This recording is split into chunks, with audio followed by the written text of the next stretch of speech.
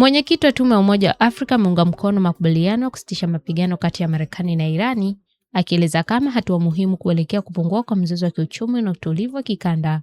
Mahmoud Ali Yusuf alisema makubaliano hayo yalitangazwa na Waziri Mkuu wa Pakistani, yanaonyesha uongozi unaostahili, pongezi na kujitolea kwa pamoja katika kupunguza mvutano kati ya pande hizo mbili na washirika wao. Alisema maendeleo haya yanaendana na wito wa muda mrefu wa Umoja wa Afrika kuzuia na kusuluhisha migogoro kwa amani. Mwenyekiti wa IU pia alisifu jukumu la wapatanishi, ikiwa ni pamoja na Oman, Uturuki na Misri, ambao juhudi zao za kidiplomasia zilisaidia kupata usitishaji mapigano.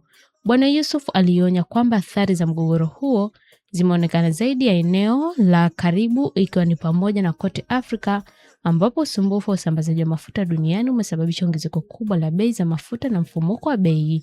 Kote barani athari hizi zimeenea. Reuters inaripoti kwamba usumbufu wa mnyororo wa usambazaji unahusishwa na mgogoro huo pia umeathiri masoko ya mbolea, huku bei zinazoongeza na uhaba zikitishia uzalishaji wa kilimo katika nchi kadhaa za Afrika. Hii imezua wasiwasi kuhusu mavuno ya chini ya mazao na kuongezeka kwa ukosefu wa uhakika wa chakula, hasa katika nchi zinazotegemea uingizaji kutoka nje. Wachambuzi wanasema mataifa ya Afrika yanategemea sana mbolea inayoagizwa kutoka nje, sehemu kubwa ikihusishwa na masoko ya nishati duniani na njia za usafirishaji zinazoweza kuathiri na mvutano wa kijiografia.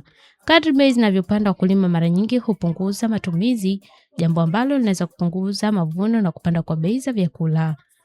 Mwenyekiti wa tume ya AU alieleza kuunga mkono mazungumzo ya Islamabad na akazitaka pande zote kudumisha kasi kuelekea azimio la kudumu, akisema kidiplomasia inabaki kuwa njia pekee inayofaa ya kutatua migogoro ya kimataifa.